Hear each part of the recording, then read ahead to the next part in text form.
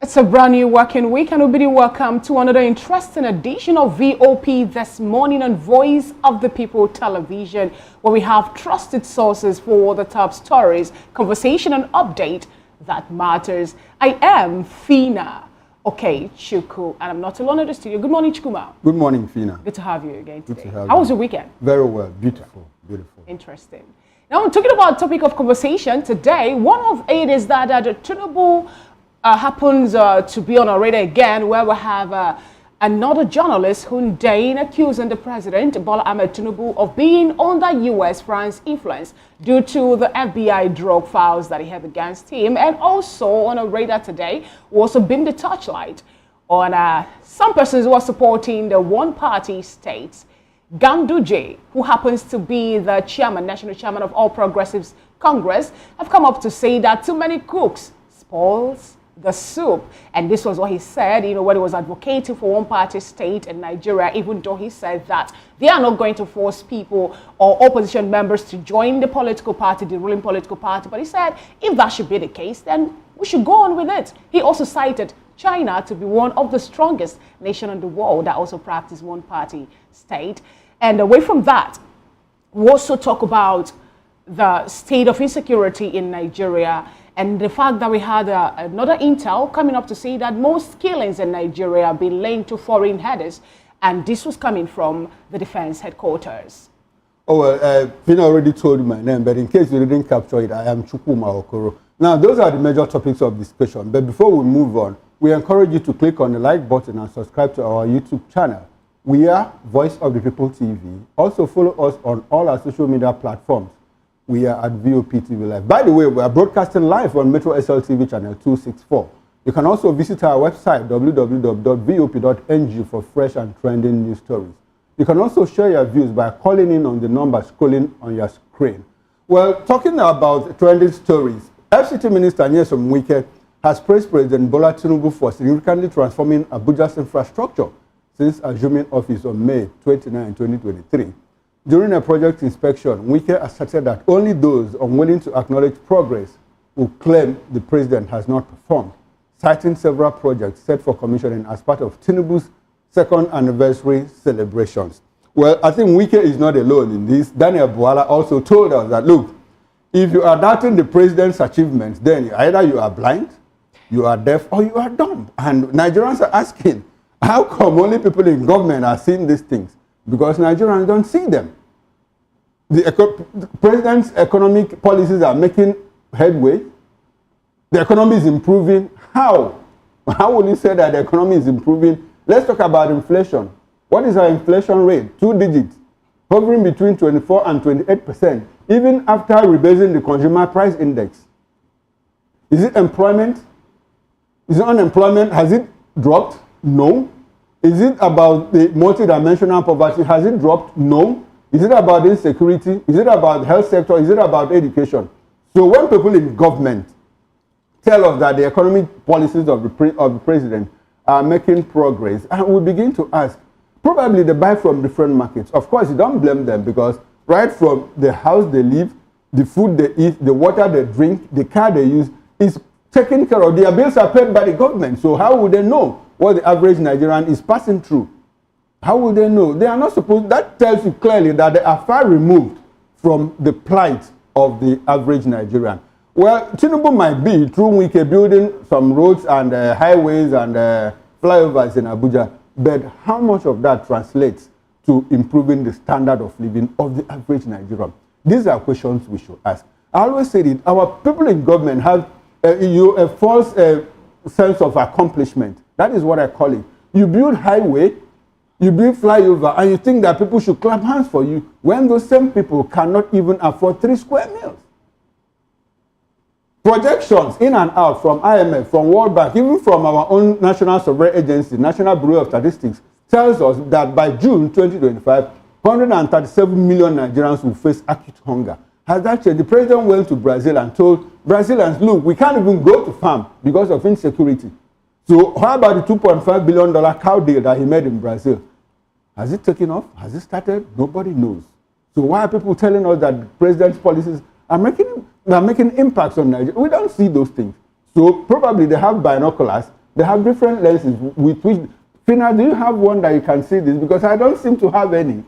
I don't seem to have any. Maybe you can help us understand. They have binoculars that they're using, you know, for them to be able to see the work that you're doing and also the fruit that the policies are yielding. But what do you expect from a man who happens to be, it's so obvious, it's glaring that he's there to sing the song of his principal? You could recall what has been happening in Nigeria in the political space, if I'm to use that word now. What do you expect Wike to say at this point in time, even when he's so vague, so vocal, so open to tell Nigerians that he is now the governor of FCT and anything he does, actually, anything he says stands? A man who we know that, okay, he was citing some projects that have been completed. He went to inspect them. He talked about the Osex junction, also part of it. He talked about, I think, the Girishi Wasa junction too. And he failed to understand, this is the same person who moved into demolishing people's property, citing that it was being constructed illegally. He sacked some persons, he confiscated ways of ends of means from Nigerians also. He told some persons that some persons are not allowed or expected to drive through or use, you know, another means of transportation to fly through Asokoro and other parts of Abuja because he is the big man, the Lord there. He must say what he wants to say for him to be like he's getting momentum. He will actually open his mouth and say all the things that he believes I need to say for the people who actually are, I'm sorry, but I have to use this word the way it is. The people who actually are a bit brainwashed to also tilt to the direction to look like, yes, this administration is working. Okay. But like you rightly pointed out, Chukuma, if whatever thing you're bringing to the table, I am not benefiting from it as a Nigerian, and my neighbor is not benefiting from it as Nigerians, then that shows you're not bringing anything. I don't want to discount. When Boala said that people were blind, people were dumb and deaf if they cannot see what this present administration is bringing, is chunking out, is mapping out, then it speaks more to how the people that we call political elites, those people that happen to be at the corridors of power, how they reason at this point in time. The same Boala who made a statement in 2023, coming up in 2025 to tell Nigerians a different thing. And I would like to ask him what really changed. Is it because now that he's there eating with, I don't even want to get into the personality of Daniel Boala. I need to get into it because when you check it out, you find out that it is more like these persons, when they manage to get to the corridors of power, they forget what is really happening. When I say I don't want to get into the personality of Daniel Boala is because you know that airtime is expensive. You know, airtime is expensive. I wouldn't want to waste it on somebody like Daniel Boala's personality. If you say so. What he said and what Wike had said, it's more like an insult to collective Nigerians. Sense of Nigerians. I don't want to discountenance the good work people say that Nyesom Wike is doing. I've not been to Abuja for a while, but I understand that he's doing quite a bit of jobs there. What happened to the money I marked for us to get cameras on our... No, he told us that. I want to know the work he's doing. Whatever little job he has done, according to people, right. I don't want to discountenance him, because I heard that people in Abuja are applauding him. But my worry is that how does that translate, to the life of someone in Birnin Kebbi? The life of someone in Sabongeri in Kano. The life of the average man in Ngopala, the life of the average person in Bikwa in Cross River State, in all parts of the country. So you do not come to trump your chest and say, look, the president's policies are making improvements and Nigerians are feeling happy and all of that. No, you simply insult Nigerians. And I don't know for how long we can take all of this. It is good to build roads and highways and bridges, but that doesn't translate to economic growth of the country. They could also help. But while doing that, also bring out the macroeconomic policies. Exactly. We are talking about the exchange rate. We are talking about interest rate. We are talking about balance of trade and all of that. How much do we export? We still rely almost exclusively on oil. I think they're measuring on the minor and they're measuring on the major. If you put all of these things together, you simply know that the economic team of the president has their job well cut out for them because they need to do more, much more, for the average Nigerian to feel the impact of this administration. Well spoken, seriously speaking, because I don't see the reason people woke up and they would think of how to major on the minor things and the ones that are major things and they're relegated to the background. That's what I call the false sense of accomplishment, which they have. Interestingly, away from that story, the Northern States Governors is a forum now. NSGF has reaffirmed its support for the creation of state police and urged the National Assembly to expedite the necessary legal framework. During a meeting with the Northern State Traditional Rulers Council in Kaduna, The forum also resolved to work with the Nigerian Governors Forum to enhance support for federal security forces and strengthen local security initiatives to combat insecurity in the region. The call is a good one, but you know, first thing I asked myself when I saw the story, I was like, I hope the Northern State governors were also aware. The forum, I hope they were aware also with the Northern State Traditional Rulers Council, that during the SEC meeting, this was not even mentioned. You know, it was not mentioned at all. Okay. That shows they were not even looking or thinking to that direction. Although they believe that. No, they said it was in the agenda, but in fact, it wasn't priority. Was it mentioned on the table? That means it wasn't priority. It was being if you have governors, you know, who have been clearly challenged by insecurity in their states, and they have on their agenda state police, which many of them have been calling for, and they discussed for more than 4 hours, and they didn't get to state police. That clearly shows you that they are not even interested. They're not interested. That is just state police state. Because they wait for that to talk about what they are going to generate in the textile industry in 2030, but they forgot what we're having as a challenge. As immediate. As a challenge. So when they were talking about this, imagine the people who are also clamoring for state police have also said that they will review that during August 30 when they will also reconvene again to make sure that maybe the National Assembly would have done something about this. They asked them to do it in an expedite manner, that they should look inwardly to make sure that we create state policing in Nigeria, because that is the only way, or that is what so many persons have come up to profile as a solution to us being able to tackle the issue of insecurity in Nigeria. Some have come up to say that when you send someone from a different geopolitical zone and you send them to a different zone also in Nigeria, for example, someone from the north going to the east, they might not really know the terrain well enough to be able to carry out, you know, their acts and their actions now against unscrupulous elements that must have been out there to cause mayhem or havoc in that state. But when you have people, the indigenes, when you have people from the state being empowered in so many ways to go out, to go against the people who are causing this issue of insecurity in the nation, they'll be able to do it. When you check out what is happening in the states where we have a Motekun,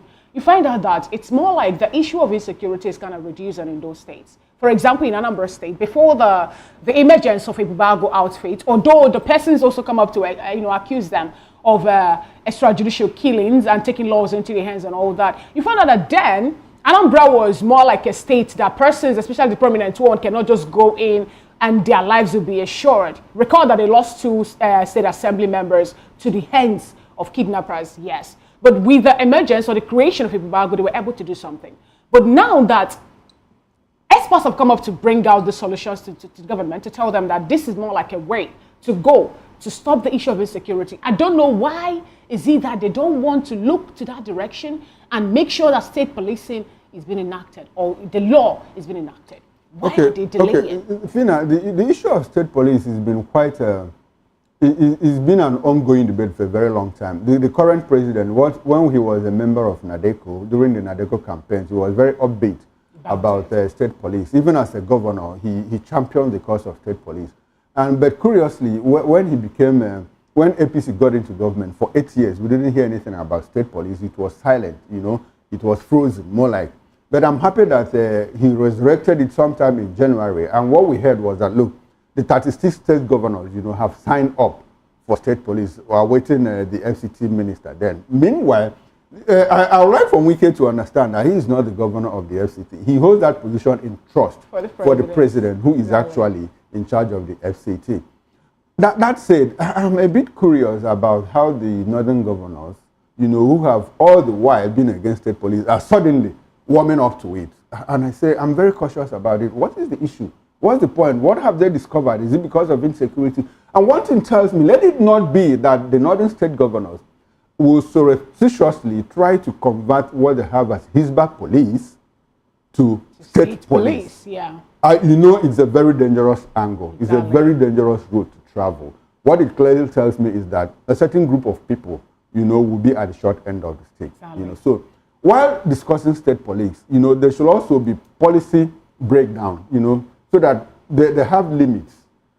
As a matter of fact, while amending the Police Act to devolve it to the states, they should also put entries and barriers so that a state governor doesn't convert it into not just a vigilante style, a militia style, but a religious police that will be used to persecute people that are not adherents of other religions. So that is why when the northern governors now come up and say, we are ready, waiting for state police, I'm very cautious about it. And I just hope it is not what it is.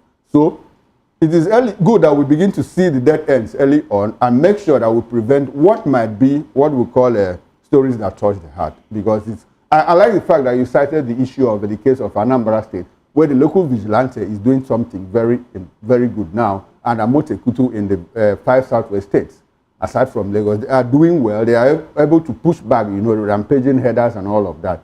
That is the nature of state police, not one that will be turned into a religious outfit. Exactly my point. So I hope we are not getting in that direction at the moment. I also hope so too. All right, talking about similar Fubara, the suspended governor of Fubara State, he has stated that he is no longer eager to return to office. Are you kidding me? Nearly 2 months after President Bola Tinubu declared a state of emergency in the state, well, Fubara made remarks on Sunday during a service of songs in honor of the late elder statesman and PANDEF leader Edwin Clark, heading Port Harcourt, the state capital. His comments came in response to several tributes from members of the Rivers Elders Forum, who referred to him as governor and criticized his suspension. Fubara distanced himself from those statements, calling them personal opinions that do not reflect his stance. Well, he added that such remarks are unlikely to contribute to peace in the state and expressed concern that some actions taken by his supporters have only deepened the ongoing political crisis. Well, I see a bit of politics, not a bit, I see so much politics in all those comments made by Fubara. Well, Fubara urged the audience to focus on remembering Edwin Clark's legacy rather than turning the memorial into a political statement. Well, the first time I saw this, my conclusion was that, oh, this man doesn't have a stomach for politics like some of us, He sees something, he says something. But I think that since he left off, since he was suspended, he's now learning politics, the politics that he didn't know before. But because if he had a stomach for politics, if he knew so much about politics, he wouldn't have been quick in trying to dismantle his principal's structure, his godfather's structure. He was too quick in doing that. We had T.A. Oji, my own state, Abia State, where I come from. Ojo Zokalo was like holding the governorship for another 4 years after he left office. And T.A. was under his thumb. T.A. was patient enough and ran the court for 4 years. And now, it was after the 4 years that he became his own man.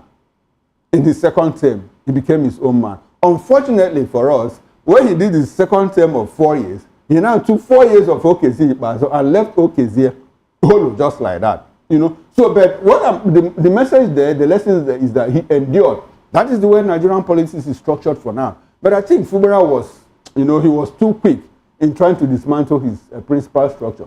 Now he's making a recant. He has gone to beg. He's telling people that, look, I don't feel like I want to go back and all of that. Let us concentrate on mourning Pa Edwin Clark. People that are criticizing my suspension and even supporting me, they are not even helping matters. What does that tell you? It tells you that clearly Fubara is interested in coming back, and he is looking the way of the president. He's more like an appeasement mode now. He's on an appeasement mode. He wants to appease the president. He wants to appease the FCT minister and all of that. So when he says that he's not interested in going back to office, I see the other side of it. He is very much interested in going back, and he doesn't want people to make comments or say anything that will torpedo the peace process. That's exactly what I see, and not the other side of what he said. Funny enough, he cannot be that careful when it gets to people and their opinion, as the case may be. The people of River State have made it known that this particular man, similar like Fubara, is whom they voted in, and they also respect the way he's been governing them for the past, I think, 19 or 18 months. He had been there before his suspension and all that. Now, talking about him having what it takes is to, stomach the Nigerian politics and all that. I don't think that it should be the case. I think the whole thing revolves around the number one person we have in Nigeria, the number one citizen of this nation. Recall what happened in Anambra State when it was the Uba brothers against Chris Ngige Dan. It was more like a tug of war. It was a battle actually for it. But what happened at the end of the day? The man stood his ground to say that, no, this is my mandate, and the people also supported him. Before you know what is happening, yes, the case had to go to court again and back and forth, and Peter Obi also came in. He was there. He was on board too. If, for example, the man who happens to be at the helm of affairs, I'm talking about the late Umaru Musa Yar'Adua, did not step in as whom he's supposed to be, as what he's supposed to be, believe me, Anambra wouldn't have been able to, survive the chaos that's bedeviled at that point in time, But now, with the way things are going now, the body language of the man at the helm of affairs, the way he was called a master strategist when he gets to politics, and some people are beginning to ask how master or how strategic, is this his plans or his political, will I say, underlined ways and all that. Now, he is not, if he had come up to do what the likes of Yar'Adua did, during the time that I made mention of, believe me, Fubara will still be there, and some persons will be reined in. I think the Anambra case, the Anambra scenario was happenstance. It happens once in a long while. Has it happened again in Nigerian politics? But we will also still point to that because it happened in Nigeria. If something like that can happen, if that can also happen, what stops it from happening now? Why won't it? Why can't we see a repetition of such call that in sociology, it is called historical fortune. A door opens temporarily, you enter, and it closes forever. It is a history of fortune, or fortune of history. It doesn't happen all the time. The Anambra case, somebody is in government, he's impeached, he goes back, impeached again, and he goes back. It was happenstance. I think that was when Nigerians were playing politics the way politics should be. Not now that, politics have turned out to be a different thing entirely. People have a different opinion or different, definition of what the term politics should be, according to what suits their own ideology. I'm happy you agree with me now that it was happenstance.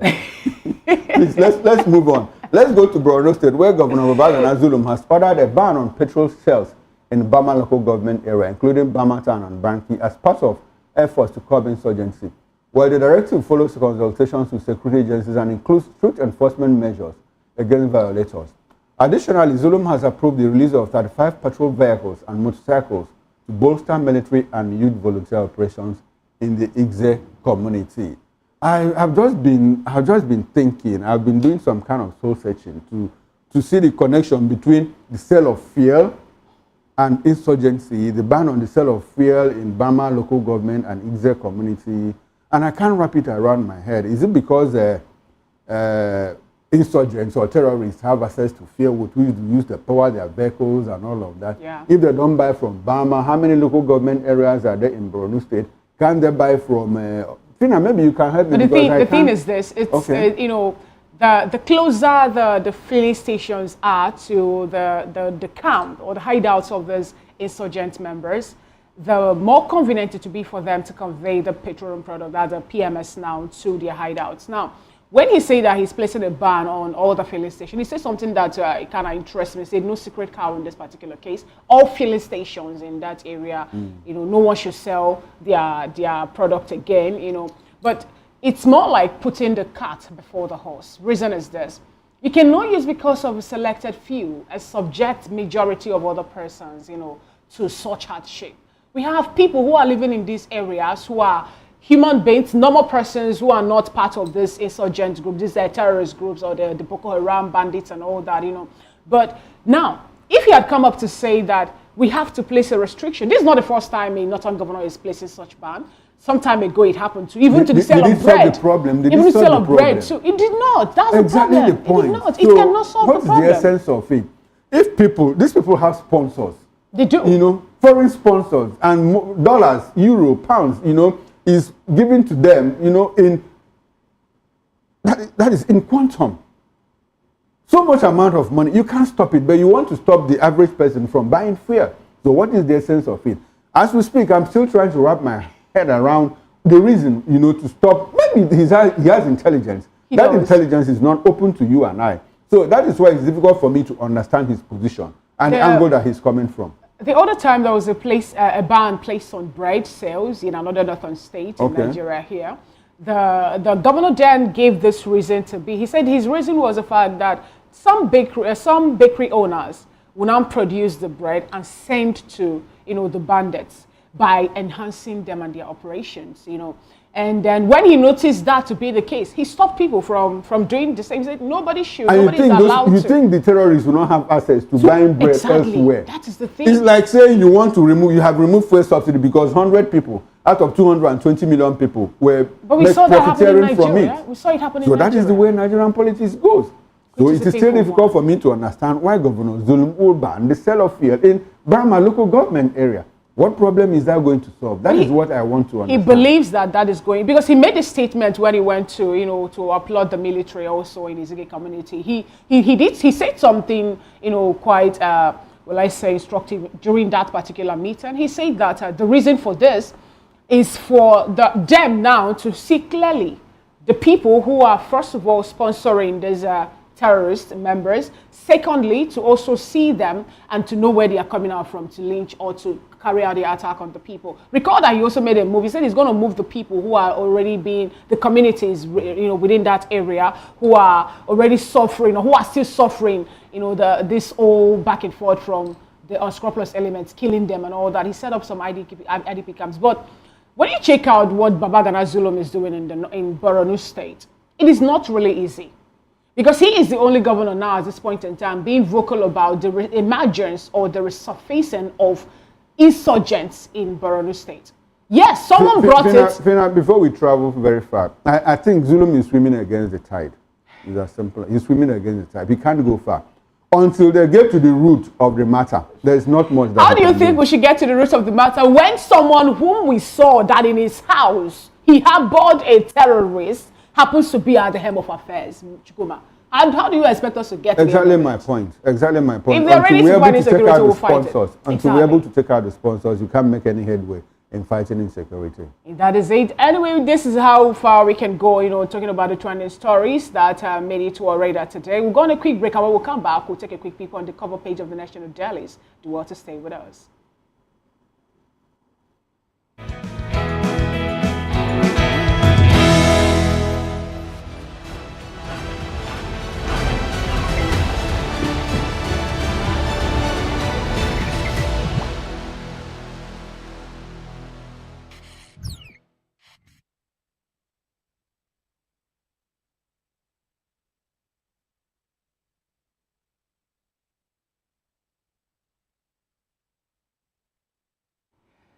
Welcome back. It's still VOP this morning on Voice of the People Television. And before us, we have the Daily Independent newspaper, the Nigerian News Direct, the Blueprint newspaper, the Daily Times, the First News, the Guardian, and a whole lot more of national dailies. And I would like to start off from looking at the cover page of the Daily Independent newspaper today.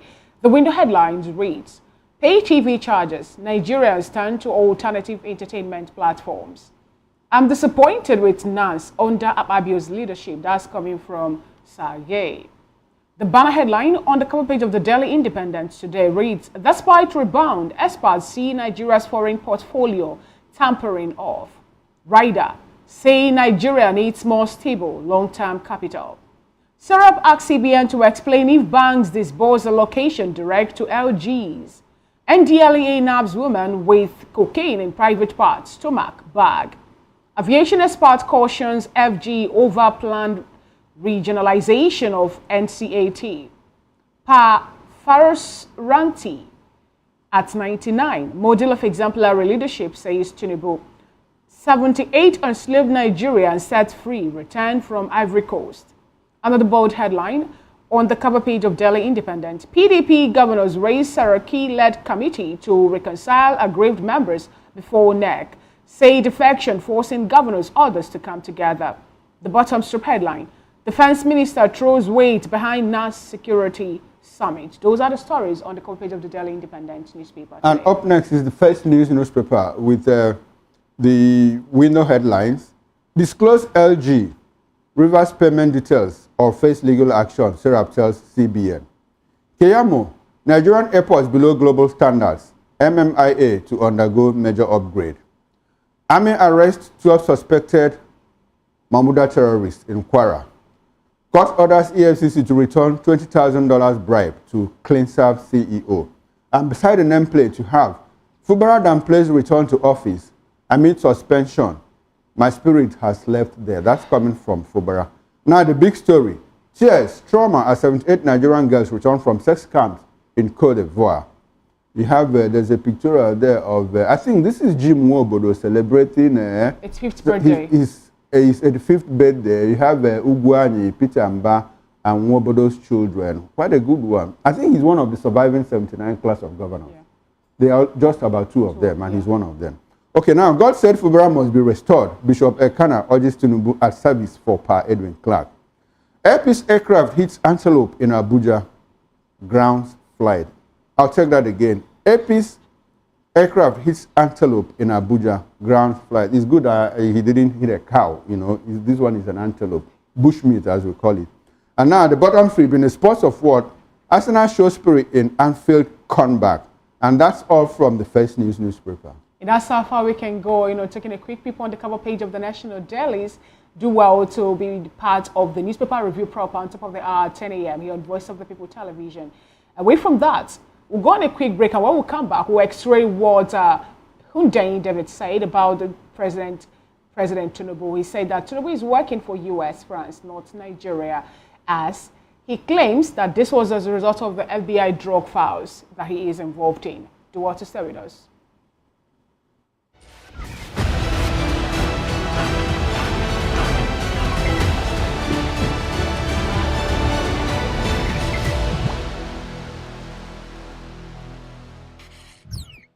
Everybody keep watching Voice of the People. All right? Love you all.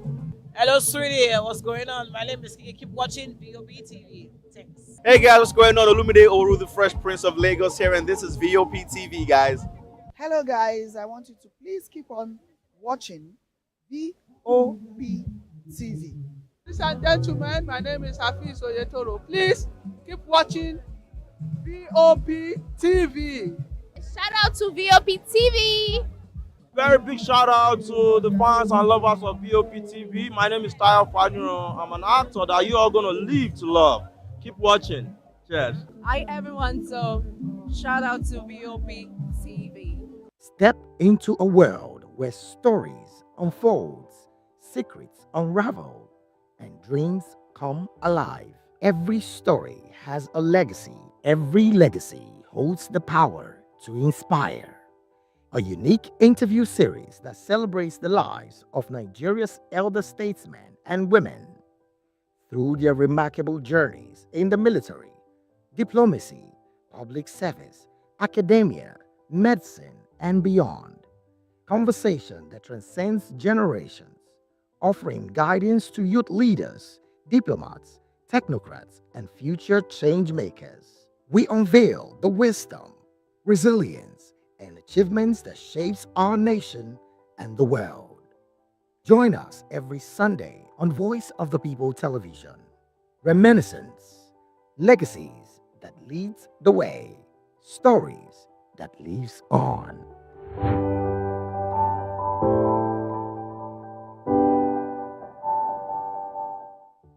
To know the happenings in the maritime sector, join us on the program Maritime Frontiers on VOP TV as we discuss key areas in the maritime sector from aquaculture, maritime transportation, maritime labor regulation, oil and gas exploration, ferry and passenger insurance, marine pollution and prevention, port operations, and lots more.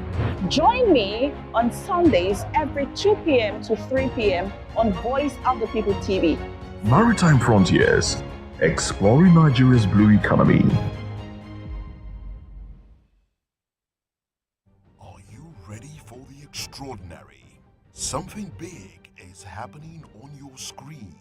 Introducing VOP TV, now streaming on SLTV channel 264. From breaking news to captivating conversations, news analysis, giving you all sides to the story. We bring in-depth discussions on the issues that matter, from politics to sports, entertainment, and lifestyle. VOP TV on SLTV channel 264. Join us as we redefine what television means to you.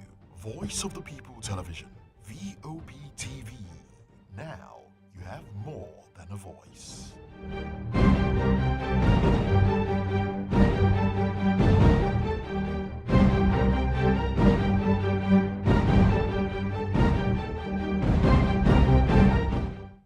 The red carpets, awards, the razzmatazz, music, fashion, interviews, and more. Spotlight on Voice of the People Television. Let's feed you with all the juicy stories in the global entertainment space, bringing you the glitz and glamour as it is hot. Stay tuned to Spotlight, 1 p.m. Monday to Friday. Spotlight on VOP TV. Entertainment like never before.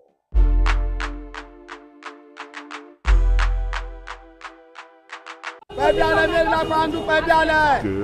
morning. It's the start of a beautiful day. Or start your day right with a healthy dose of news, fun, and inspiration.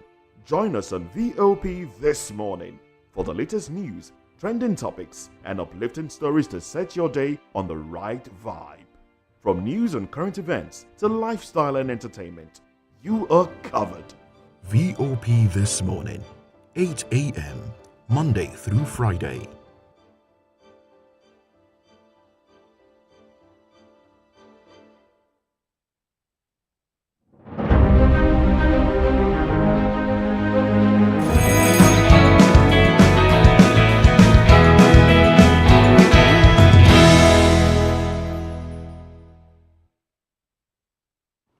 Thank you for staying with us. It's still VOP This Morning. Investigative journalist David Hundeyin has alleged that President Bola Tinubu is not governing in Nigeria's interest, but is instead serving the interests of foreign powers, including the US and France, due to compromising FBI files related to his past.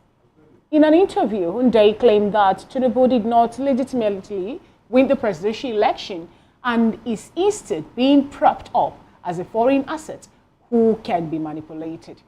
He argued that Tinubu is more accountable to foreign capitals than to Nigerians, asserting that the country is effectively under a foreign influence operation. We have with us in the studio Barrister Darlington Agumo, who is here in the capacity of a political analyst, and we also have some online guests that will let you know when they join us virtually. Good morning, Barrister Darlington. Good morning, Fina, and how was your weekend? It was splendid. Good to have you join today's conversation. It's my pleasure. Right. Interestingly, we have, this is not the first time David Hundeyin is saying something about this present administration. He was the one who also started or championed the talk about what happened in 1990s and, the files and all that.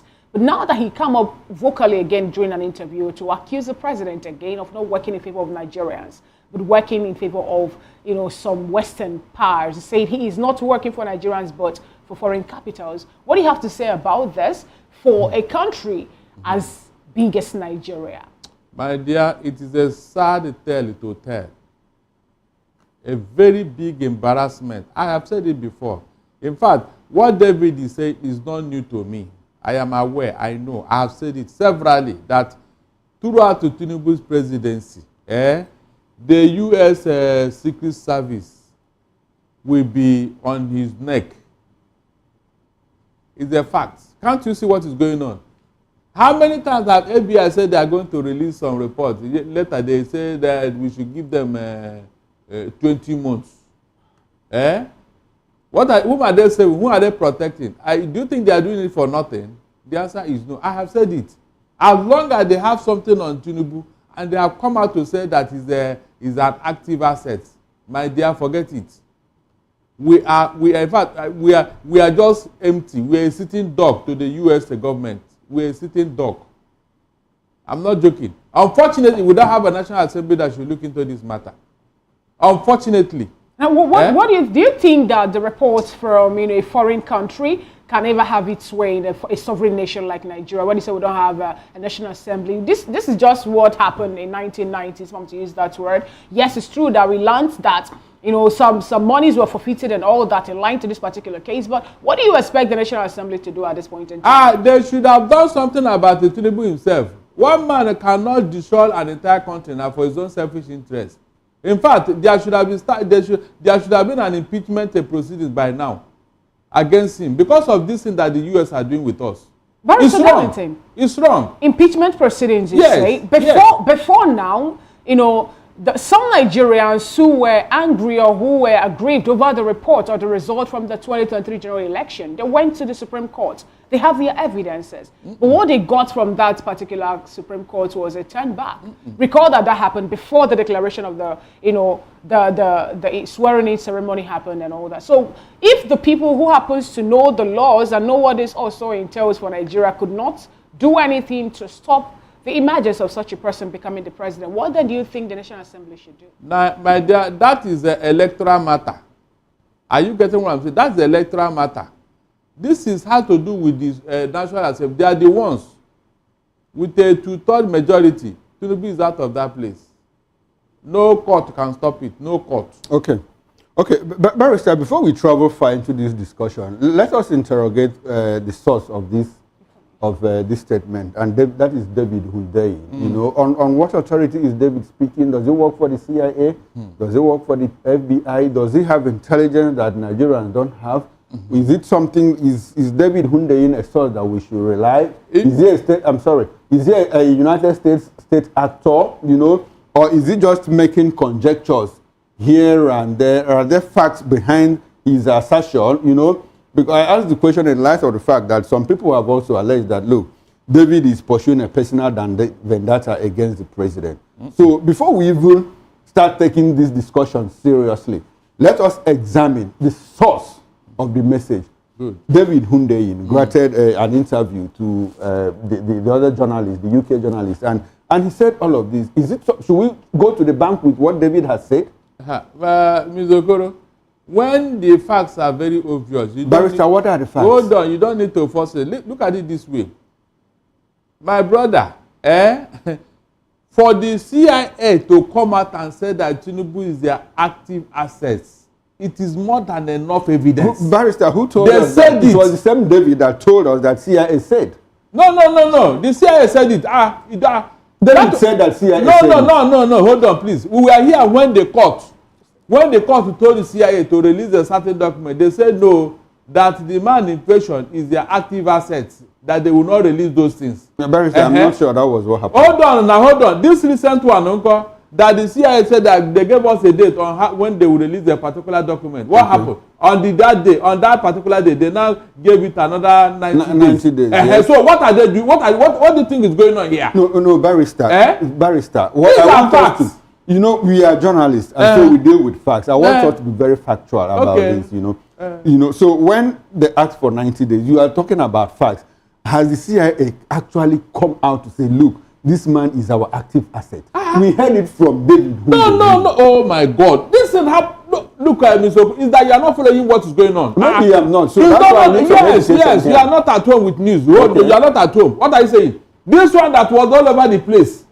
When the court said it, the court said it, and the CIA and the FBI said no. This guy is our active assets.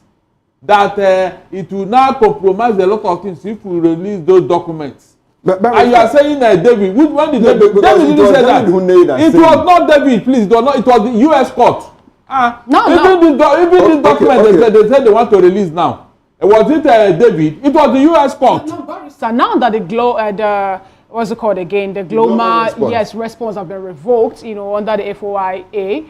You know, now, do you think that at the end of the day, at the end of the 90 days, that the world will be made known with this particular report of what happened in 1990s? They will never release that report because all these times they keep postponing. What do you think they're postponing it for? So you don't think that the timing was what is hindering them from bringing out the report and the result of it? The timing? Yes. No, they are deliberately stalling it because Tinubu is still in office and is their active assets according to them. Why do you think that whenever this thing want to have, somebody will go to US and they will start talking and all that, before you know it, they will stall it? Why do you think so? You were here when they wanted to read initially during that electoral petition tribunal sitting. Tinubu went there and told them that, look, if you release this, it will cause an incalculable damage to my person. Is that not what he did? Is that not what happened? So all these things are not in doubt. Okay, so Barrister, in all of this, is there anything the president has done that clearly shows that he's working for the US or France? I said this in the light of the fact that in the conduct of foreign policies, you know, nations like democracies, Nigeria is a democracy, United States is a democracy, France is a democracy. You know, democracies warm up to each other. Should we have a belligerent relationship with the United States, maybe because to show that the president is his own man? Which belligerence? No, that's what I'm saying. If we have a relationship with the United States and France that is cordial, does it speak to the fact that we have a president that is pliant? No. Hold on. What is going on here is all about the security of the state of Nigeria. Our secrets. I mean, for the CIA to come out and say they will not release that report because the person in question is their active No, Barrister, what we are interrogating is David said that Leave David alone. Hold on. Tinubu is not governing in the interest of Nigeria. That he governs in the interest of the United States and France. And now my question is, we seem to have a cordial relationship with both United States and France. Shouldn't it be because we want to prove a fact that our president is not working for those interests? Okay, please, so we have an antagonistic relationship just to prove that our president is his own. When you compromise the integrity of a state, that does not mean that you want to have a good relationship with a foreign power. Barrister, which integrity has been compromised now? When a sitting president of a country is an active agent or active asset of a foreign secret service. How has that impacted negatively on Nigerian-US relations? That is what I want to understand. It will not under the term of United States. Is there anything that they say we should do that we shouldn't have done? Hold on. You won't know what is going on now because it's a secret service. You won't know. It is after Tinubu have left office, you now know the depth of compromise, the depth of damage that has been done to Nigeria as a state. You won't know. That is the truth. Okay, ask yourself, why is the CIA and the FBI interested in Tinubu's matter? Because he's Nigeria's president. And those people are secret service of a foreign power. And you think they are not interested in other world presidents? No, it cannot be this open. You think that the US is not interested in Putin? Hold on. It cannot be this open for a sitting president, for them to declare that he is their active asset. But Barrister, it's a different thing. If you are saying that there is a covert operations, all these things that's here. But for them to have fingered the president of Nigeria as their active assets, my brother, it is wrong. But Barrister, you know that this particular words of him being an active asset came up during the 2023 election when so many persons were against him coming up over what happened in the 1990s and how he forfeited $460,000 and all that. Now, if you think that the US or maybe the FBI or other secret agencies are having him, or holding him by a sensitive organ, then why do you think that at this point in time they didn't start the trash since the 1990s? Why wait up until today? Look, is it now when a situation arises that issues will come up? I am sure if Tinubu did not venture into Nigerian presidency, nobody would have known most of these things. Atiku wouldn't have gone to Chicago and all that. There are many people with more even embarrassing record. Until they come to limelight, you won't know all these things. That's the truth. Okay, Barrister, my clear question on this is because I want us to get to the root of the matter. I want us to understand clearly, the import of what David has said. Okay. Is there anything that the United States has said that we should do that we shouldn't have done? I'm coming, Barrister. What shows that? Is there anything that clearly shows that our president is pliant or under the thumb of the United States? Recall when Jonathan said he wasn't going to sign the LGBTQ law, and we understand that Obama came down heavy on him. Now, the issue is still there. Is there pressure on the president to sign it into law? Is there pressure on the president to understand what the Bretton Woods institutions, IMF and World Bank, did with Nigeria? And they have been doing it with former presidents. So Tinubu is not alone in that. I want to understand what gives David the impression that, look, that Nigeria is clearly subservient to the United States. Mr. Koro, this security in Nigeria, have you asked yourself why it has never ended? Okay, so Tinubu Buhari himself was subservient to the United States. Hold on, I'm coming. Hold on. It escalated recently, you know that. Have you asked yourself why the mineral resources of the north are being taken away by foreign personnel? Barrister, it didn't just start on that Tinubu now. You see what you're saying. You see, but when it became so when it escalated, we are trying to establish a correlation. I'm coming. Okay. Other things about our strength militarily. Do you know that is the core of any nation? Your military strength. Okay. Somebody will want to get to know everything about you with an agent. What do you think the CIA? What do you think they do? They go about espionage. Finding out secrets about countries. I understand your angle. I know the perspective you are coming from. Good. So my question is, all these things, did they just start under Tinubu? Didn't they happen under Buhari and Jonathan? Why didn't they say it? Why didn't they say it? If it started under Buhari, Why didn't they come out and say that Buhari is equally their active assets? Why didn't they say it? So you clearly said that they have something on him. They have that something they are using to manipulate him. Exactly. That is why this record will never be released. Every time they want to rattle him, they will tell us that in the next 2 months, we are going to release. So in trying to manipulate him, is there anything the president has done that is clearly not in the best interest of Nigeria? Dude, this Nigeria that is like this today, Ms. Okoro, you won't know the meaning until Tinubu leaves office. All this misgovernance and all that, some of this policy and all that, you don't know who is behind it. Even Tinubu is handicapped. Well, when you say that the report will not be released, you know that this report is not going to be released to Nigerians. It was requested by Mr. Greenspan, and the judge have already clearly given the verdict that the agency should release the reports to him. And he was not fighting for Nigeria, as the case may be. He was using, or he was asking for what happened in 1990s that also got him involved, or his family, or his people also involved. So why will you say that report will not be made known to public? Because the person involved is their active assets according to them. They wouldn't want to expose him. They said it now. But he's not the only one here, Barrister Darlington. We have so many other persons tied to this particular crime. No. It was not just the president. We have like 3 other names. Hold on. They made it clear that Tinubu is their active assets. They made it clear. Other persons may be just tangential. They are not the main persons here. After all, those people did not forfeit any money to the U.S. government. It was Tinubu that forfeited money. And so they must have been working together for a long time. You may not know. The CIA was using Osama bin Laden until they finished with him and brought him down after 9/11. Okay. The same CIA, they were using what is it called? This other man, Saddam Hussein. They were the one that propped him up and made him the monster he became in the Middle East. Darlington, Donald Trump told the world that Africa and some other continents happens to be the dungeon for CIA. He said that, I think it was during the Second World War, that the whole thing happened. Now, if you're pointing out, or if you're talking about people who are the assets, people that they brought down and all that, he said they were being working in their favor. But now, like my colleague Radley asked, what then are we going to say? What are the clear evidence that we have that the president or the current president was working for all these agencies, as the case may be? Then why did they say that he's the active assets? Why did they say so? How active is he? That's why I'm asking you.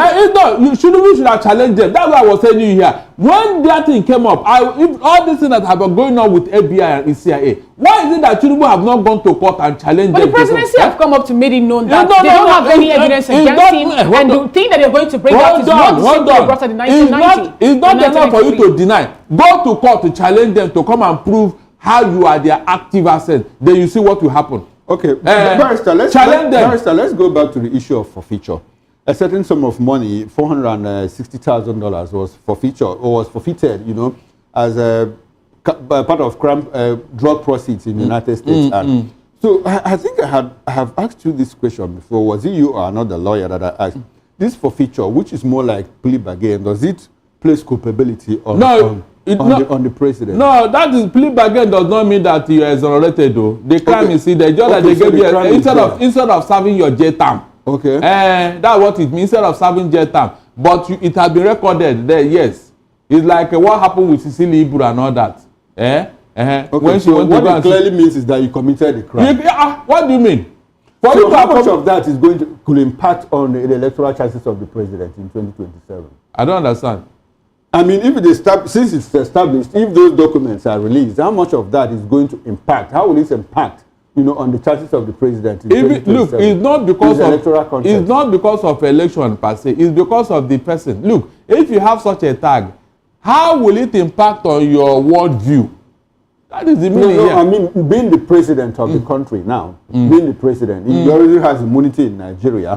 So we are looking at, in the lead up to the 2027 general election, those documents, if they are presented in court, are they enough to disqualify the president? Of course, more than enough, of course. Because you swore to protect the Constitution of the Federal Republic of Nigeria. And under the same status, you are not supposed to be working for anybody outside here. More so, a secret service body in a foreign country. You are not supposed to be doing anything with them. Then that's what we are talking about. Why is it that such particular information that was brought during the electoral tribunal was being turned down. If you say that particular one is going to taint his image in 2027 election. No. The Supreme Court did not throw it away. He only said that Atiku brought it late. They didn't accept it even when in fact it's clear. No. He said that he brought it late. That's you're talking about such important cases, Mr. Darlington. Such important accusations. Am I the one that joined the matter? Now be stepped down as being brought late. It was that what they said. They didn't discountenance it now. And you think that by 2027 it's going to dent his image again? Sorry, and it's 2027 this time around, we thought we are going to bring it earlier. Let me see what the Supreme Court will say. Because the record is still there. It has not been taken away. The question you're asking me, you should have asked the Supreme Court why they refuse to attend to such an important matter. Okay, Barrister, I like the fact that you were saying that we are going to, that the people interested will submit those documents, this evidence earlier enough. Yes. Now, with this rumor, this theory about state capture, the judiciary has been captured, the National Assembly has been captured, INEC has been captured, and every other person, all institutions of government have been captured by the ruling party. Do you think that even if you have tons of documents that implicate the president, do you think that it's going to it's going to change anything in 2027? Let us present it first. You don't talk of crossing the bridge until you get there. After all, when Abraham was told to go and sacrifice something, he didn't know that God will provide an alternative. When you get there, maybe God will tell those Supreme Court, look, what you did the other time, don't do it again. No. They will now look at all those documents and see whether this man is qualified to rule Nigeria with all these embarrassing documents. Yes, now. Let us see whether the Supreme Court will make the same mistake they made in 2023. That's what we are saying here. Okay, so you're saying that the Supreme Court made a mistake in 2023 because here, David Hundeyin also saying something about the election result from that 2023 election, saying that legitimately the president did not win that. He knows, even the president knows. He knows what he did with INEC. He knows because the polling unit, the electoral has said that after the election, the INEC chairman supposed to upload the polling unit by polling unit to determine how you won. Up to today, we have not seen any of those things. We have not seen them. So what happened to them? Exactly my point, because at that point, when it got to a head, INEC said, look, these things are parts of regulations, not even part of the electoral law. So because at that point, we were dealing with rules and regulations, which INEC said that it is discretionary on them to obey or not. These are part of the infamy that favor Tinubu. That is a part of the shenanigans that favor Tinubu. So ahead of 2027, shouldn't we go back to the electoral law, amend it to the point that INEC guidelines, meant for INEC to conduct elections will become part of the electoral law? The man has been shouting himself that, look, we need to amend the Electoral Act. He said it. He has been going all over the place. At the INEC chairman. It is left for you and I to preside the National Assembly to do the needful. Or we'll continue in the infamy now. When this heaven fall, it will fall on everybody. Since up till now, we don't know what is going on in Nigeria. Every time the US will be interested in Tinubu, want to release it. Since the creation of Nigeria, have you had such a record in any of our presidents?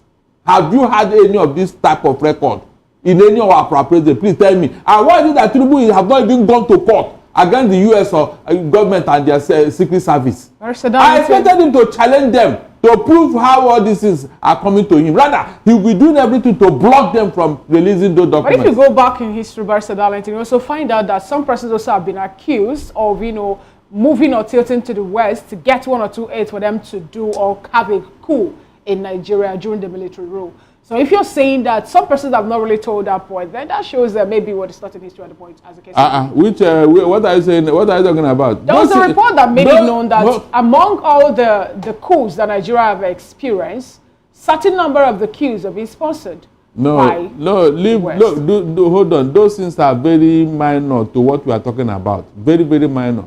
We are talking of where a Nigerian president is an active agent to a CIA or FBI in the US. And ask yourself, why is it that this document, they will give us a date of when they will release it. When that date comes, they will postpone it. What is going on here?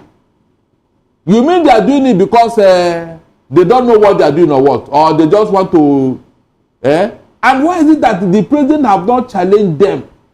That is how to exonerate yourself. Go to court when such embarrassing things are saying about you as a leader. You go to court to challenge them.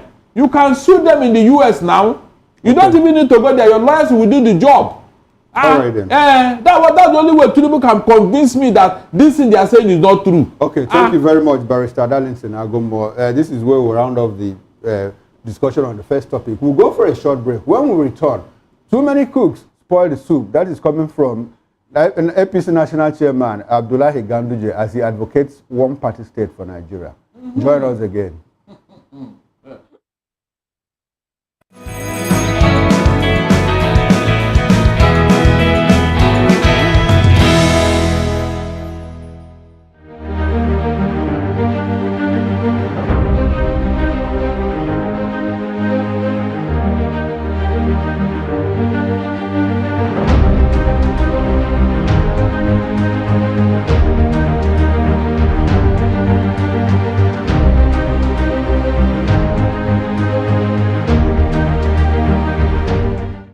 Is a state of complete physical, mental, and social well-being of an individual. It's the fundamental right of everyone to enjoy the highest attainable standard of health without distinction of race, religion, or political belief. On VOP TV, we bring you Health Check, a show that x-rays different health issues and provides solutions with the help of experts in the medical field. Join us every Saturday, 2 p.m. on Health Check. Health Check on VOP TV. Your health, our priority.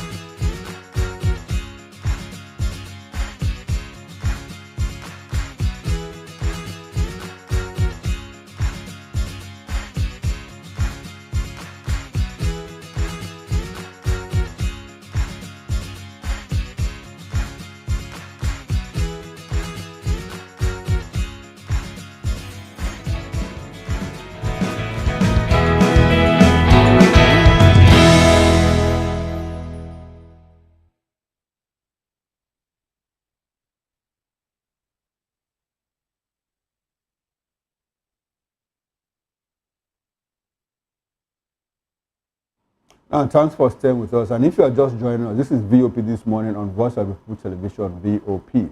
APC National Chairman Abdullahi Ganduje has suggested that a one-party state is not inherently problematic, using China as an example of successful single-party system.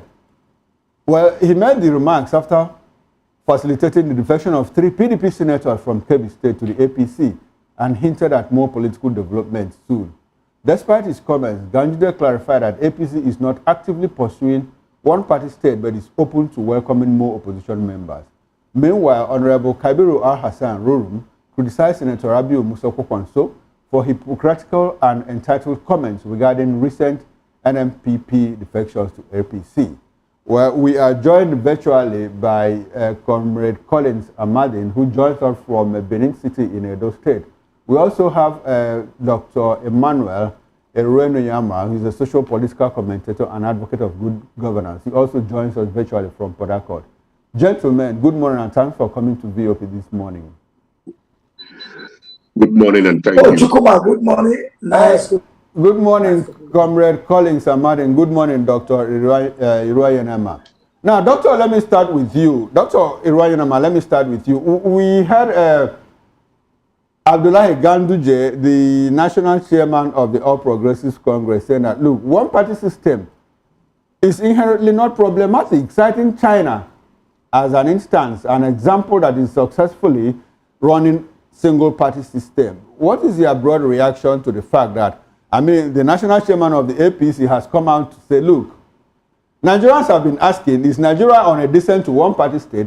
And some people have interpreted the APC chairman's statement as more like lending credence to the fact that the government is in pursuant, to one-party system. What is your broad reaction to the comment made by the APC national chairman, Alhaji Abdullahi Ganduje? There is nothing sincerely wrong with the statement Abdullahi Ganduje has made concerning, particularly his attempt to want to show example with China, telling that is a one-party state country. But beyond all of that is not whether Nigeria is, or the government in power is wanting a one-party state as the problem. The problem is whether Nigerians actually want a one-party state or a multi-party state. Nigerians, for me, do not seem to know what they want. Our constitution have allowed for multi-parties. The question is, why is everybody drifting to one party? You say they got them. They are humans. They should have their sense of thinking, whether they actually want to move to one party or remain. The same thing happened with PDP. My brother to Ganduje and his party is to be careful, because it's actually not really new that we see people moving on the scene of one party state attempted in this country. The PDP tried it. In fact, the PDP told us that they will stay in power for 60 years. All Nigerians know they ended with 16 years. Abdullahi Ganduje and his party should be careful. But my biggest problem and concern is what Nigerians actually want. Nigerians shout every day on papers, on air, on the streets, in their small houses with no action. Do Nigerians want a one-party state? Okay. That should be our concern. Exactly the point. Exactly the point, Doctor. When you say Nigerians don't know what they want, let's look at the political elites who drive the political process in Nigeria. And you and I may understand the reasons why they drift towards a particular political party. Like you said, during the PDP era, everybody was moving towards the PDP. Now the APC is in government. Everybody seems to be moving towards the APC. Now, a lot of people assume that it's because of non-altruistic interest, because of selfish interest, self-serving interest. That is why governors are leaving their parties to the national party, to the ruling party at the center. So if you talk about Nigerians not knowing what they want, you know how the process is driven. It's elitist, clearly elitist. They are the ones, the stakeholders, that make decisions for the people. What do you expect the average Nigerian to do in terms of not wanting to gravitate towards one-party system, even if that is what the elites want at this time? In this country, at a consistency meeting where a member of an assembly in one of the eastern states was shut down by common persons, common party members, when he came in and was to talk to them, having not performed as an elected officer. The so-called elites are only playing on the intelligence of Nigerians based on the fact that Nigerians have decided to be docile and refuse to know how much power they possess. The elites are elites, and in politics and taking decisions to the extent that Nigerians have so allowed them at time. And I like using the simple case of Rivers State, my state, where one man had the guts, he bought forms for everybody that was going to contest an election, pushed them out, and people kept quiet, and today we are in the kind of mess we are in. Okay. And here we are complaining and shouting, there is this, there is that, there is that. The question is, when that was happening, did Nigerians or the Rivers people, for instance, at that time, come together to say we will stand against this. They never did. Okay. Dr. Roy, let me before we move on, I would like to ask you a question. There's a certain British philosopher, Sir Ivor Jennings, and he was very clear when he said, look, the people cannot decide. I'll take it again. The people, the mass of the people cannot decide until someone decides who the people are. Isn't that what happened in River State? Do you agree with him? I won't completely agree with him. The person that will decide for the people is to the extent that the people have allowed that person decide for them. But exactly, that's what is happening. Yeah, that's what I've said. That's docility I've said. And there are ways of allowing somebody to decide for you. And one of the biggest way of allowing somebody to decide for you is you refusing to decide. When you refuse to decide, a decision must be taken. And who takes that decision has taken that decision for you. And that's the Nigerian problem. That's why I say Nigerians talk by the roadsides, on papers, on TV, on radio, and every other place. But the question is, what do they really want, and to what extent are they acting towards what they want? And then some persons will also talk about the modern politics and how government also evolved and all that. We all agree that we have to give, unanimously our own right to a particular individual to represent our interests, and that's how we come to where we are today. Now let's get to Comrade Collins Osagie-Amadin. Let's get your opinion on this one. Yes, the APC national chairman is saying that he is not calling for a one-party state, as the case may be, but he also went further to say something about too many hands spoiling the soup. He said if people want, or if people are moving into APC and it's turning out to be a one-party state, then good luck to Nigeria, as the case may be. Now, do you think, as the case may be, that Nigeria needs a one-party state, looking at how our political space is at this point in time?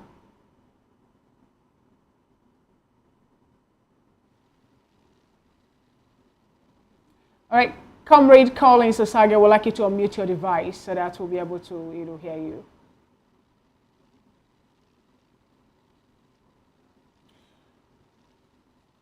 Okay, Dr. Emmanuel, when you were talking earlier, you said that Nigerians are so docile, but good luck, Ebele Jonathan said something last week. He said that if Nigeria eventually embraces a one-party state, it will be disastrous. And the reason he made mention of that, he said there's something about the people at the helm of affairs not having what it takes to push Nigeria forward in a one-party state. But he made mention of the former governor, or the former president of Tanzania, Nyerere, saying that Tanzania could do it. If Tanzania as an African nation could do a one-party state in 1965, what then makes you think that Nigeria will not be able to do it at this point in time in 2027 or thereabout? It is not the issue of one-party state that is the problem. It is the desire for the people to determine what they want, even in a one-party state. The only reason why we're asking for opposition, multi-party or whatever, is to create some level of check, which ordinarily is supposed to be domiciled with the people. First, let's tell ourselves one simple thing. That people are moving to APC today doesn't make the country one party state. The country is already one party state because none of the parties have any manifesto that is different from the other. Let's be honest. We have multiple parties only to the extent of names, and maybe logos if you like, and leadership. But the truth is, all the parties are 1 and 6 pence. What is the difference between APC and PDP? Or even the Labour Party? There's actually no difference. The same people. Merely moving from one end to the other. So you think that we lack party ideology in Nigeria among the politicians and political parties, and that is what will be making us to be the way we are as a case? That's at the party politics level, that's the problem. All right. Now the people who will have taken ownership to determine what they want to are docile. That's where I'm coming from. So whether it's a one-party state or the multi-parties we're seeing today, it's 1 and 6 pence. Okay. What we should be talking, what should be talking as Nigerians, able to sit down and ask ourselves, what do we really want as a people? And how do we drive it? And then have the willingness to actually drive that process. You'll find one party, when PDP got to where it wanted to get at the time, it collapsed. That was because Nigerians are not docile. You know, when you say Nigerians are docile, some persons also disagree with you, and I, for one, I also disagree over this particular one. Though we are all entitled to our opinion, because in 2015, as the case may be, Nigerians became tired of PDP and their activities, and they clamored for change, and that was the reason PDP were being voted out, even after saying that they're going to be in office for 60 years. Now, Comrade Collins Osage Madin, let's get to join today's conversation. The APC, the APC national chairman, Gaduja himself, have come up to tell Nigerians that although, you know, he's more like sitting on the fence now, said, although he is not championing a one-party system for the state, as in for Nigeria, as the case may be, but he also pointed out that too many hands spoils the soup. But here we have a doctor that told Nigerians that it's more like all the political parties in Nigeria are the same. Are we really having money or multiple political parties in Nigeria, as the case may be? Thank you very much. If you, my dear sister, I missed you anyway. But my name is Fina anyway, but all the same. If you go to INEC records, I'm sure we still have over 10 political registered parties. And among these parties, parties like LP, NNPP, ACN, and so many others existed. And at the time, people joined and some of these parties grew. That is how it will always remain. Obi, Atiku, Kwakwanso, they are still in another party. And so many other Nigerians. So why are we crying that we are turning Nigeria into a one-party system when other political parties are still existing? Some are visiting UK, America, Canada, putting up coalition. Those are the people even trying to make Nigeria political party a one-party system. Because they are going around, they want to compress them. Comrade, if I get you right, are you saying that Nigeria can never evolve to having just one party as a party in Nigeria? Is that what you're saying at this point in time? We can never have a one-party system because the greed of most of our leaders cannot even make it happen. Some want to be in opposition to use it to make money from the ruling party or from other candidates. Some want to sell funds to candidates to become richer. So we have a peculiar problem. Oh, okay, comrade. Comrade Amadi, before we move on, I would like for us to put this very discussion in clear context. When Nigerians say that the country is descending to one-party state, what they are saying is that, look, it looks like we are going to a situation where only one party will be in the helm of affairs, at the helm of affairs, both at the federal, at the center, both at the federal, the state, and even local government levels. It does not clearly mean that INEC is going to deregister other political parties.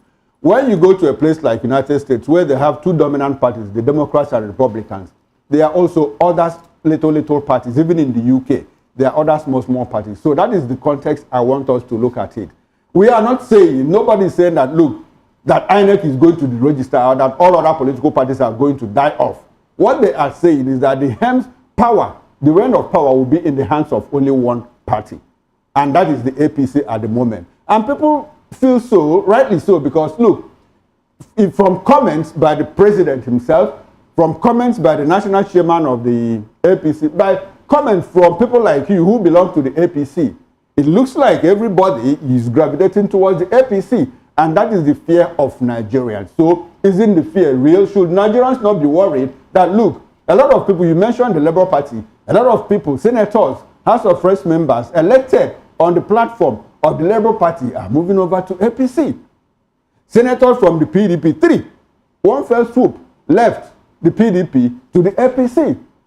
And there are speculations that more governors, according to what your national chairman said, that, look, we ain't seen nothing yet, that more governors will defect ahead of 2027. That is the one party that they are talking about. So when people express such concerns and such fears, are they not real based on what we see? I understand you very well. Why won't I understand you?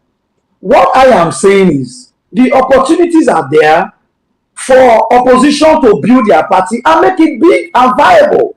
But these leaders have perpetually repeat the same character. No, but they use the common man like they did the last time. Comrade, there's an accusation. Comrade, there's an accusation that your party is responsible for the problems in the opposition parties. Talk of Labour Party, talk of PDP, talk of even SDP and NMPP. That your party is the one responsible, sponsoring those divisions so that those parties will simply die down while your own party lives. That is the accusation. That's the allegation. You can't continue to allege, even if you are not alleging, and it is true. So why would you allow one to come to your house and invade it? If your system is running very well, I don't think opportunity will be there for an external person to invade you, because this is politics. Your party needs to also do its best. See how you can go into the ruling party, pull its members to your side, like what APC did many years ago. Went into the PDP once an opposition, took more of their people either by lobbying or by giving them offer that interest them. No, but that is the truth. Talking about offers, we want Comrade a multi-party system, or we want. Talking about offers that interest them, there is this. You guys have just been asking. I've not been able to say anything. Go ahead. Just you have 30 seconds to that, so I'll ask the next question. Good. Now, what I'm saying is clear. LP was given to OB and some party escort to manage. Immediately after the election, they started crisis of how they stole money, and there were division everywhere. They took themselves to court, and they now have 3 factions. Now you are now saying, is the ruling party that invaded? Is it the ruling party that gave you Abure as your chairman, or that gave you Obi as your candidate, who could not account for the funds they said they got as a donation? Comrade Collins, Comrade Collins. No. Even APC also is having internal wrangling, as the case may be. But now the question is this: you made mention of offers that are a bit interesting. Now, there's this particular person who happens to be from your state also, who happens to be also one of the APC chieftain. And he made a statement that when you move over to a particular political party, APC for that matter, your sins will be forgiven. Now, let's take it back to Delta State, where we have an exodus. No, where we have an exodus of persons who left the PDP to APC, Comrade Collins. And we know that one of the persons that moved also has on his neck tied, I think, 1 trillion naira money that's been, he is still being investigated for. But he's moving over to APC. And we have so many other persons. We have even the national chairman of APC also being caught on camera, stuffing dollars in his agbada in his cloth. And at the same case, as the case may be, all those things were being forgiven. Are we seeing APC now being more like a hideout or a den of persons who have underlying issues or underlying investigations? Comrade, as you answer that question, I also like for you to understand that you have the current president, who is the national leader of your party, said at some point that, look, by 2027 there will be no Labour Party. Okay, can I continue now? Go ahead, sir. Good. First, let me start by correcting my sister. Our leader, Comrade Adams Ali Oshomole, never said it was misunderstood. Anybody can make a statement and the statement will tell something else.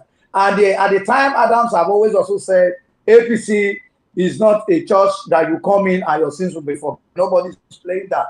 But the other one that they felt can sell, they are selling it. But however, APC is a party, it's not a government.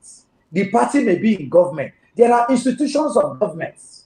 Are you telling me EFCC chairman, ICPC chairman, INEC chairman, that they were carrying member of a political party, and they forgot that whatever they do and how they serve, posterity was going to judge them?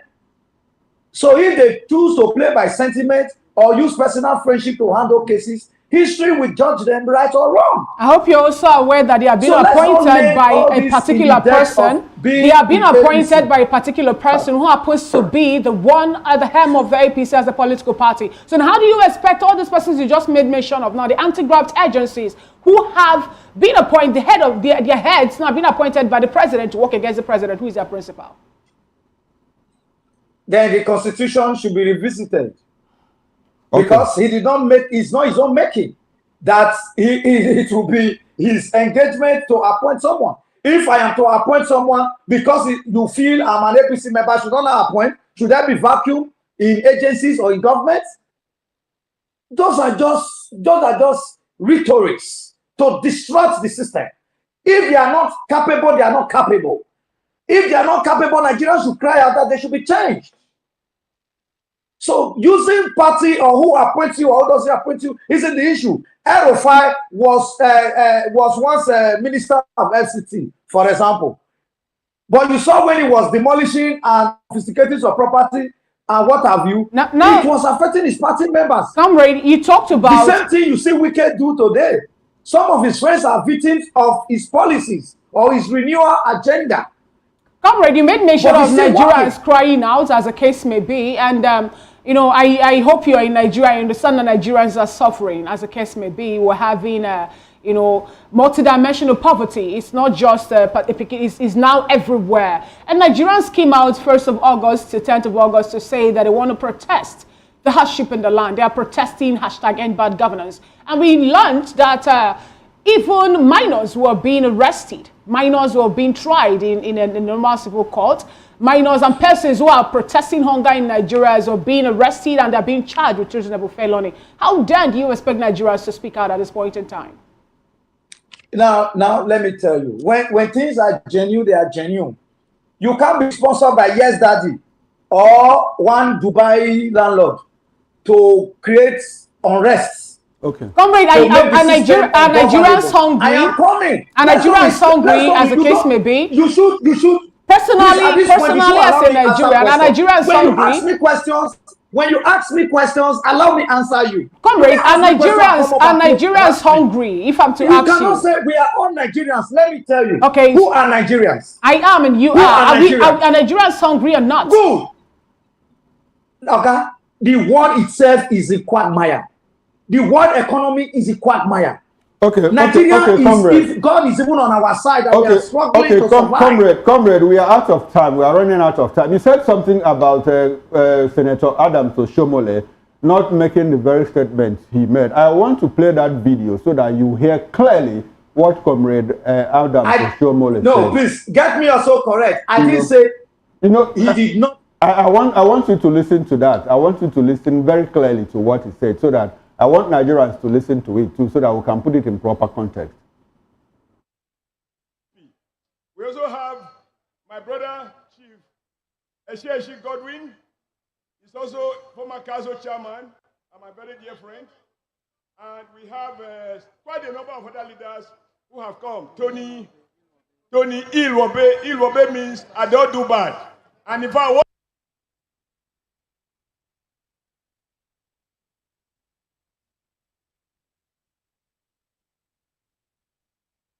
of a donut of PDP.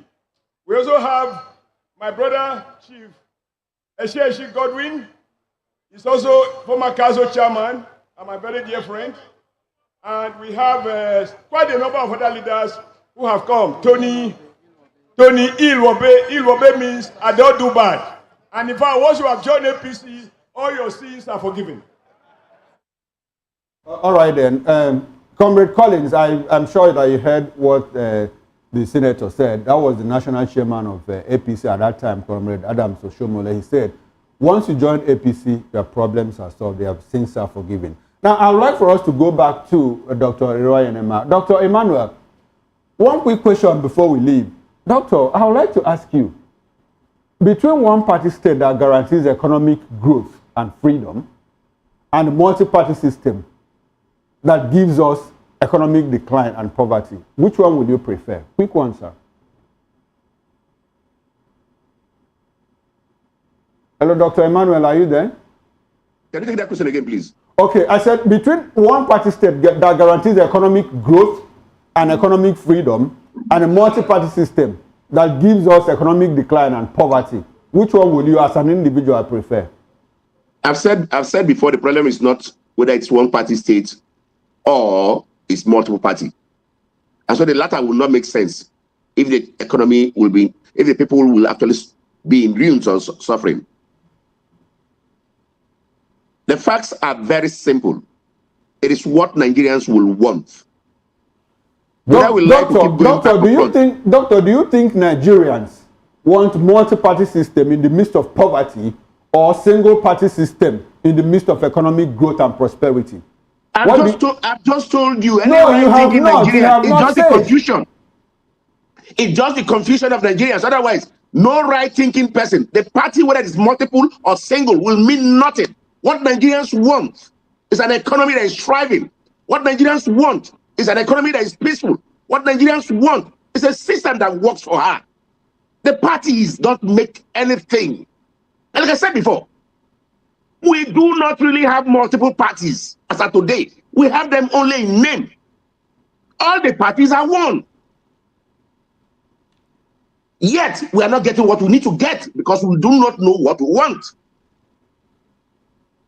So, we should shift our discussion away from whether it's a multi-party or a single party and ask ourselves as Nigerians, is government giving us what we want?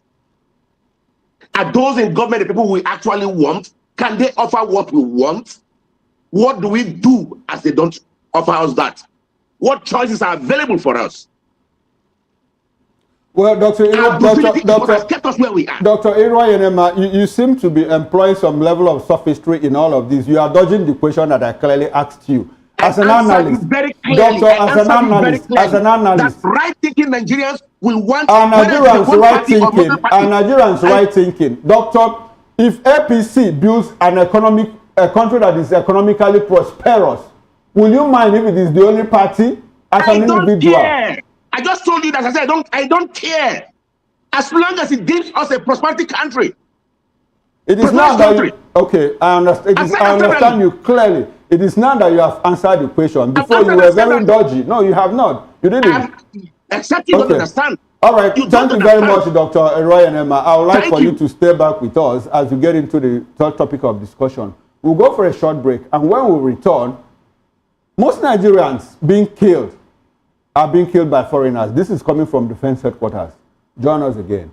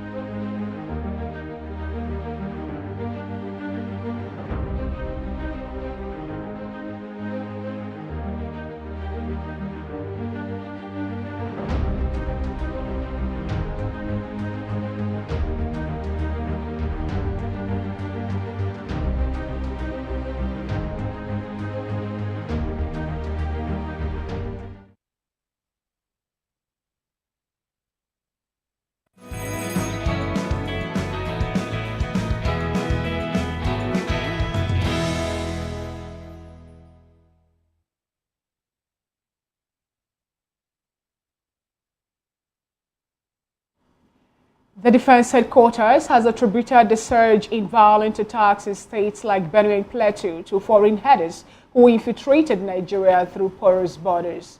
Speaking in Abuja, Major General Marcos Kanye stated that while some Nigerian headers were involved, the majority of the attackers were non-Nigerians, identifiable by their accent, languages, and physical features. Kanye emphasized the need for national unity to address the escalating security crisis, echoing recent claims by Governor Hyacinth Alia of Borno State and Caleb Muftuang of Plateau State that many attackers do not speak any recognized Nigerian language.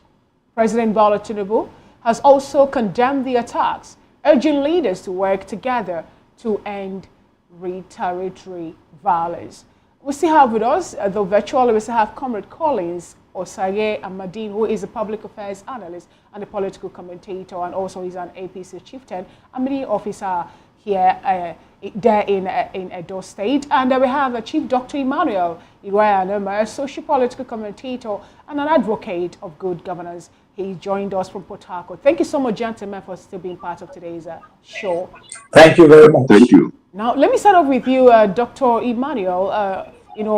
Now that the Defense Headquarters have come up to tell Nigerians that the people who have been causing mayhem in the nation, who are killing Nigerians in their drones, are foreigners who infiltrated Nigeria from porous borders.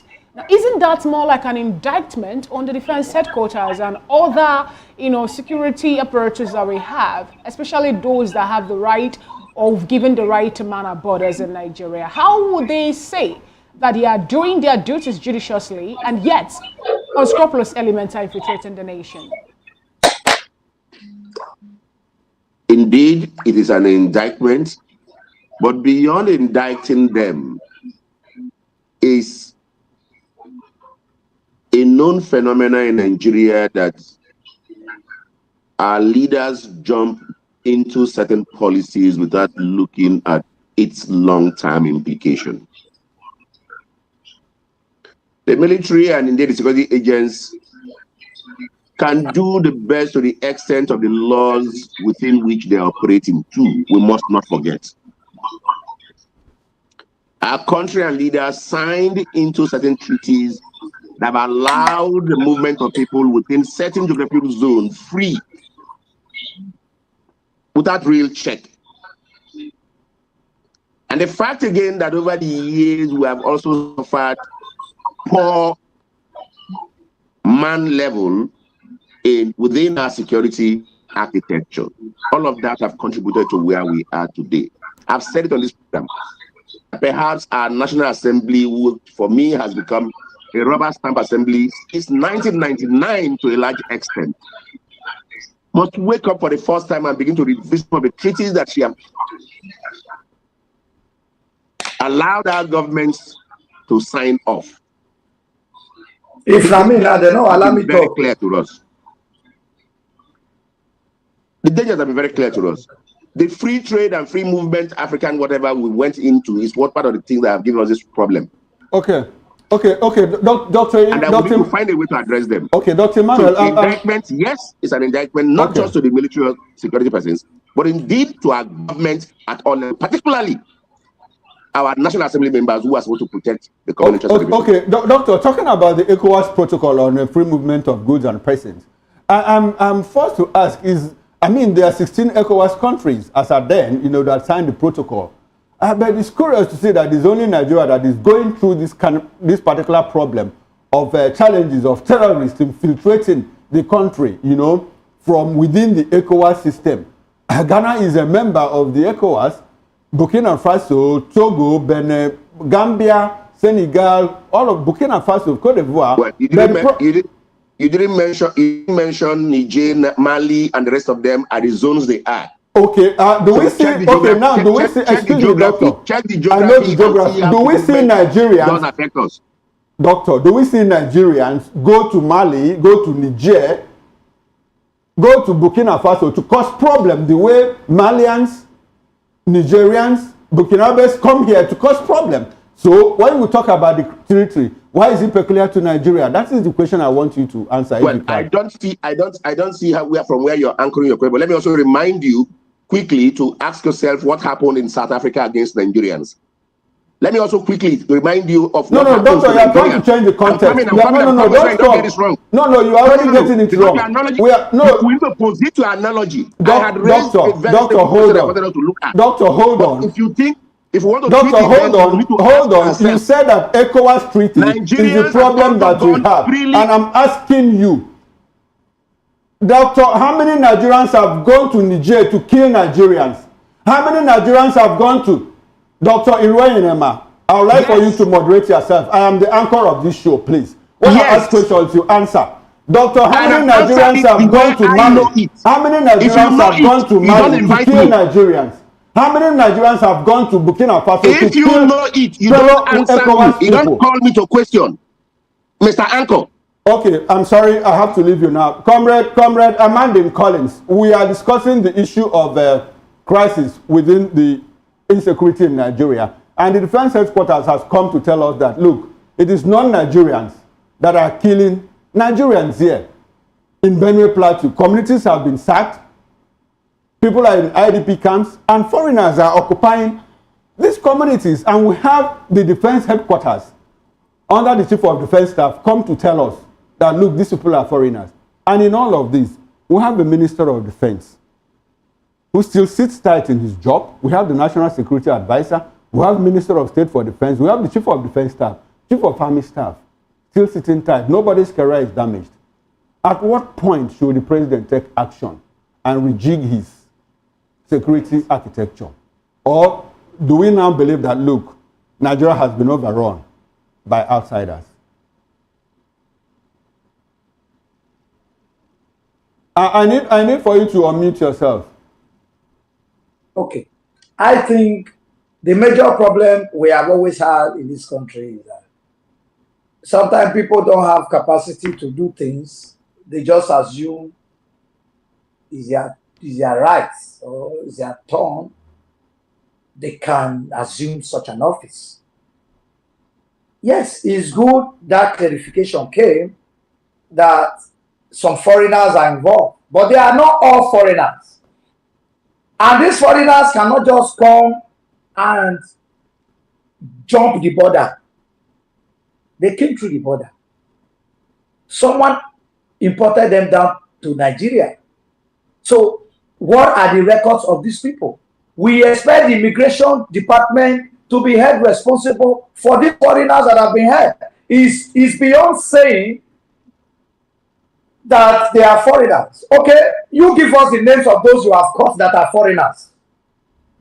What are the dictates you have gathered on these people?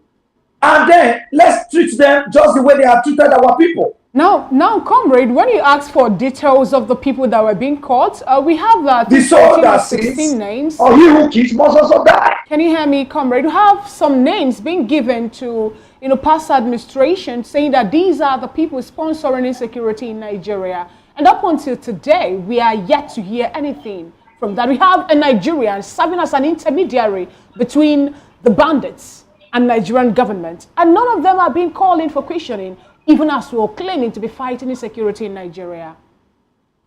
That is the problem, nepotism. If before, the former president probably didn't call them, because you will now see some chiefs and elders who will say, oh, it's your people, don't come and fight your people, and at the end of the day, nepotism wins that. Now, if Asiwaju would have reason to say, let him open the file and start work, you see people like Udome will go to the Senate and start crying that he is fighting the Northerner.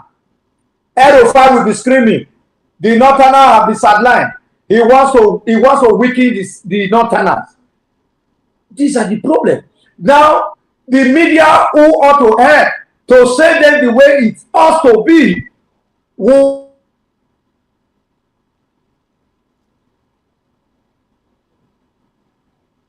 Now, comrade, I would like to bring it home. Now, we learned that, in Edo State some time ago, something happened in Edo State. Some persons were killed, as the case may be, but the government say that those people that were killed were hunters.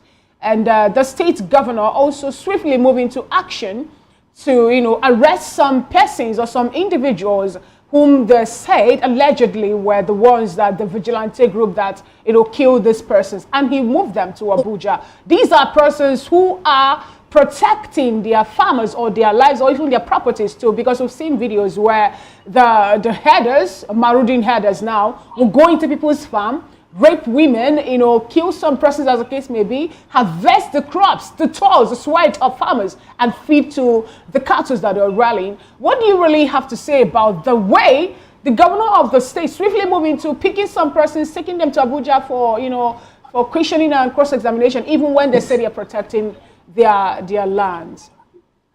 The president, the governor wanted to do what, or did what any reasonable person would do. Because at the level of the vigilante, these persons were asked to manage the local vigilantes or the local security as it may be called. Now, the anger probably were, the team arrested some set of people.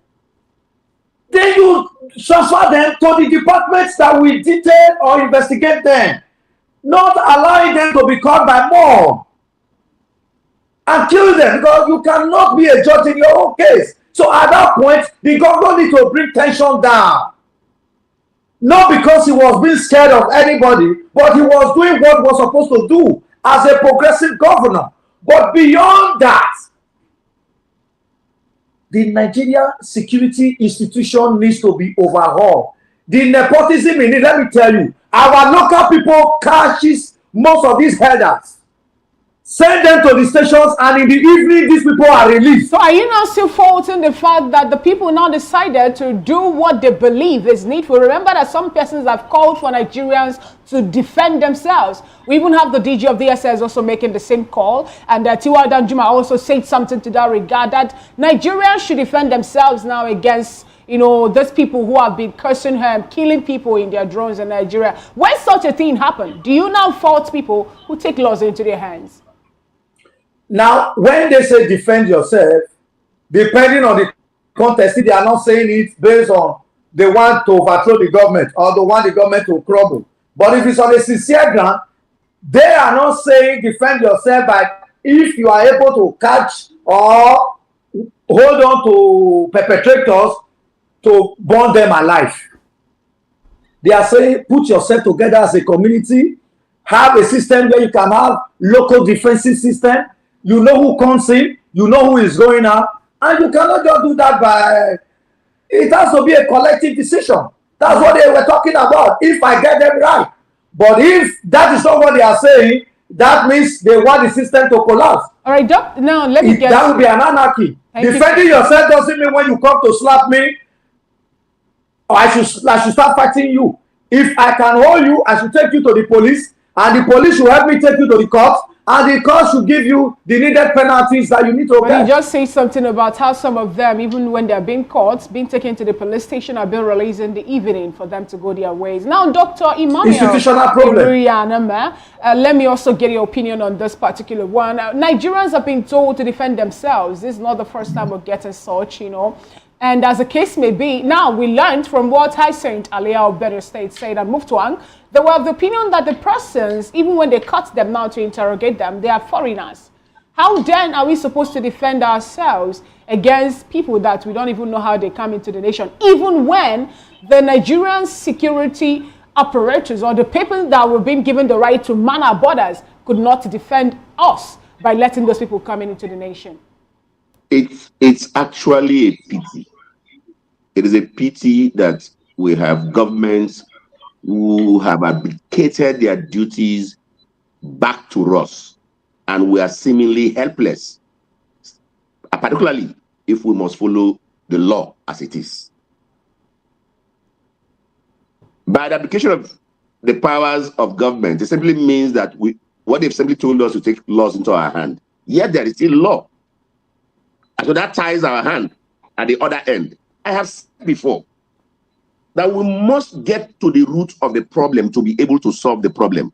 The first is that we've entered into treaties that we have no business with, that is affecting us. With all the good that will have come from some of those treaties, we are not evaluating to what extent those treaties are affecting us and wanting to get out of it. We must find a way to get out of such treaties that are affecting us and man our borders properly. All right. Thank you. The security agents we have are working under law. They cannot arrest a person who, by law, is allowed to enter your country at any time free. They can't arrest him. Thank you so much. Well, we're pressed for time. We are accusing. Thank you so much. So the truth is this: we must have the guts, particularly my National Assembly members, must have a way of reviewing to what extent these treaties are. Interestingly, we're pressed for time, and thank you so much, Dr. Emmanuel, for your contribution throughout today's show.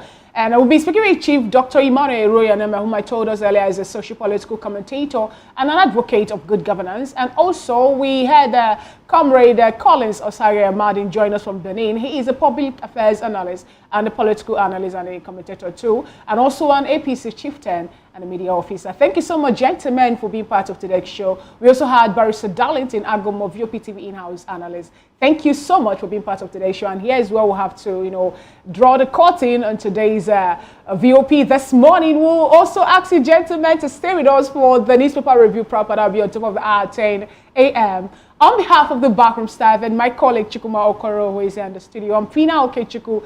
Enjoy the rest of your day and endeavor to be a patriotic citizen. Nigeria is our nation, and together we'll push it forward. Bye for now.